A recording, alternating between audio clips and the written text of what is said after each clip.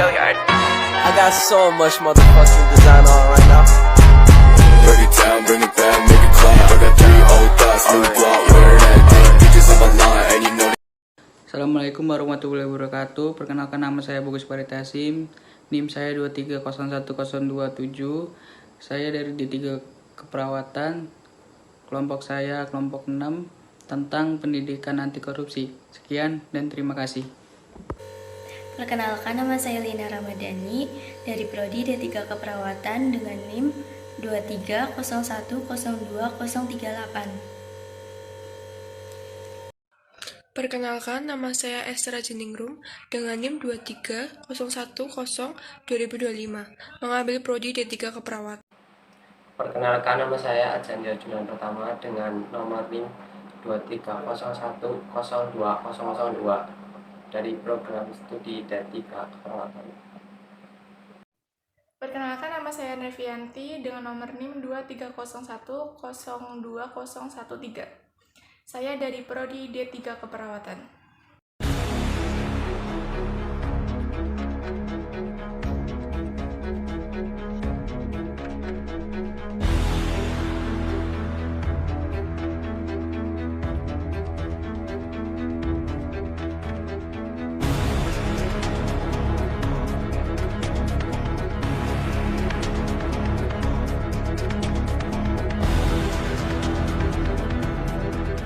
Indonesia merupakan negara yang kaya sumber daya alam dan tentunya wajib didukung dengan sumber daya manusia dengan mental positif melalui pendidikan. Sementara itu, korupsi di sektor pendidikan saja sudah mencapai triliun rupiah. Jika saja uang sebanyak itu digunakan sesuai amanat dan kepentingan rakyat, tentunya akan sangat membantu untuk mewujudkan bangsa Indonesia dengan pendidikan yang lebih baik dari segi pembelajaran maupun fasilitas belajar mengajar. Indonesia pasti akan lebih maju jika semakin banyak generasinya yang memiliki pendidikan dan nilai-nilai integritas. KPK merupakan salah satu lembaga yang menangani kasus korupsi selain polisi dan kejaksaan di Indonesia. Namun demikian, pemberantasan korupsi bukan hanya menjadi tanggung jawab ketiga lembaga tersebut. Lalu, siapa yang berkewajiban memberantas korupsi? Tentu saja kita semua sebagai bagian dari bangsa Indonesia. Halo teman-teman, perkenalkan, nama saya adalah Nevianti dan rekan saya Bagus Paritasim. Kita akan mewawancarai salah satu mahasiswa di Universitas Muhammadiyah Purwakarta. Yuk ikuti kami. Yuk, let's go.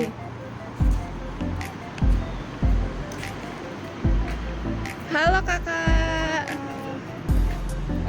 Mohon izin, pertama-tama kami ingin bertanya kepada kakak tentang kasus Pendidikan anti korupsi. Nah, betul. Boleh? Pertama-tama, nama kakak siapa? Nama saya Alfia Putri Kusumawardani dari program studi keperawatan S1 Universitas Muhammadiyah Purwokerto. Oke, baik.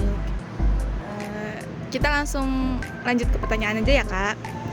Pertanyaan pertama, bagaimana pendapat kakak setelah mendengar tentang berita-berita kasus korupsi di bidang pendidikan? Oke, menurut pendapat saya terkait korupsi di bidang pendidikan saat ini kan sudah semakin banyak ya Mbak. Kemudian berita-berita di sosial media juga kita sering temuin terkait korupsi penyalahgunaan dana sekolah kayak gitu. Contohnya saja di perguruan tinggi negeri juga sudah sering kita jumpai, sering kita temui di sekolah-sekolah tingkat akhir, di SMA, SMP juga sudah banyak penyalahgunaan dana bantuan, kurang lebih seperti itu. Dampak buruknya ya kurang lebih memperburuk kesejahteraan masyarakat, kemudian memperburuk kesetaraan masyarakat juga. Oke, jawaban yang sangat bagus dan luar biasa untuk Kak siapa? Alfia, Kak Alfia. Oke, kita lanjut ke pertanyaan yang kedua ya. Solusi apa yang dapat kakak lakukan untuk mencegah kasus korupsi di bidang pendidikan ini? Solusinya ya? Iya, solusinya kita. Solusinya yang pertama, tata kelola keuangan harus dibenahi sih. Itu yang paling penting.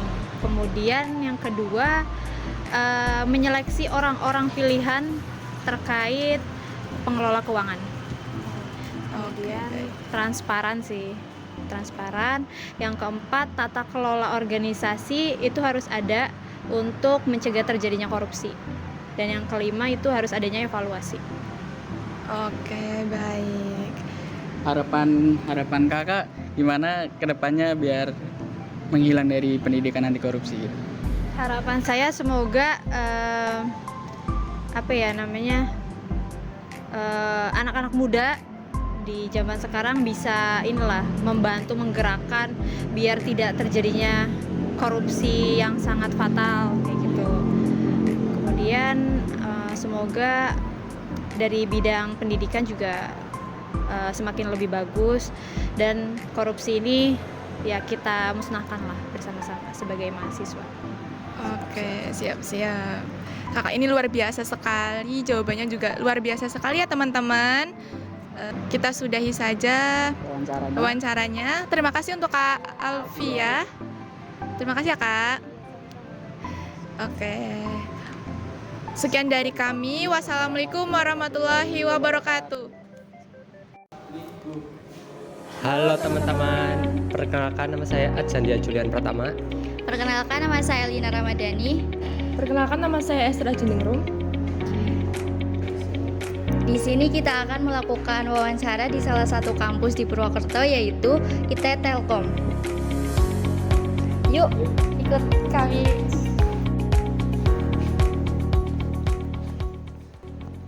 Halo Kak, sebelumnya perkenalin, Kakak ini dari Fakultas Telkom kan ya? Iya, betul. Perkenalkan nama dan jurusan dan fakultas apa?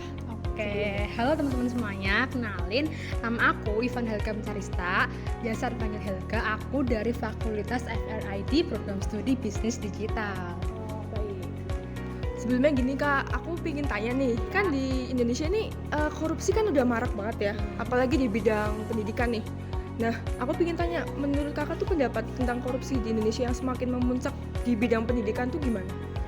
Menurut aku nih ya, buat korupsi yang semakin marak di Indonesia ini, itu tuh hal-hal yang sangat buruk nggak sih? Dan pasti dampaknya itu sangat-sangat buruk buat masa depan generasi bangsa. Karena kan secara harusnya dana yang digunakan untuk memajukan pendidikan digunakan oleh oknum yang tidak bertanggung jawab dengan tidak sebagaimana mestinya.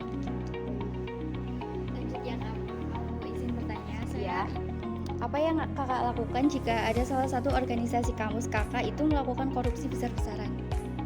Oke, langkah awal yang akan aku lakukan kayaknya kita harus ngumpulin bukti dulu nggak sih? Kita harus mengumpulkan bukti lalu kemudian kita bisa melaporkannya kepada pihak yang berwenang.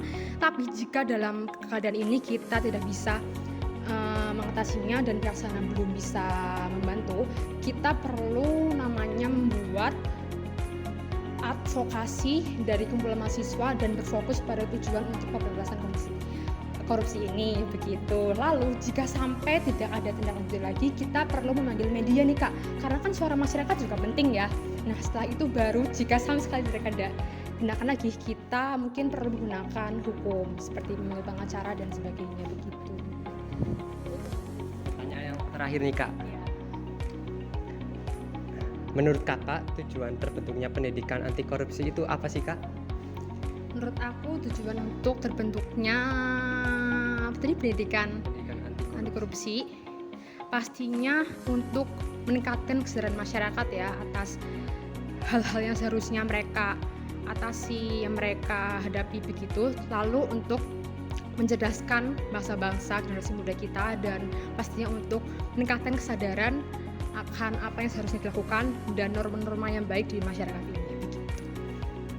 Sudah? Terima kasih Kak.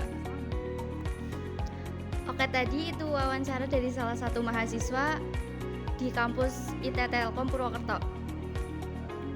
Sekian, terima kasih. Telah mengeluarkan Permendikbud Dikti nomor 33 tahun 2019 tentang penyelenggaraan pendidikan anti korupsi di perguruan tinggi. Kemdikbud melalui Direktorat Jenderal Pendidikan Tinggi mendorong perguruan tinggi di seluruh Indonesia untuk ikut berpartisipasi mengimplementasikan pendidikan anti korupsi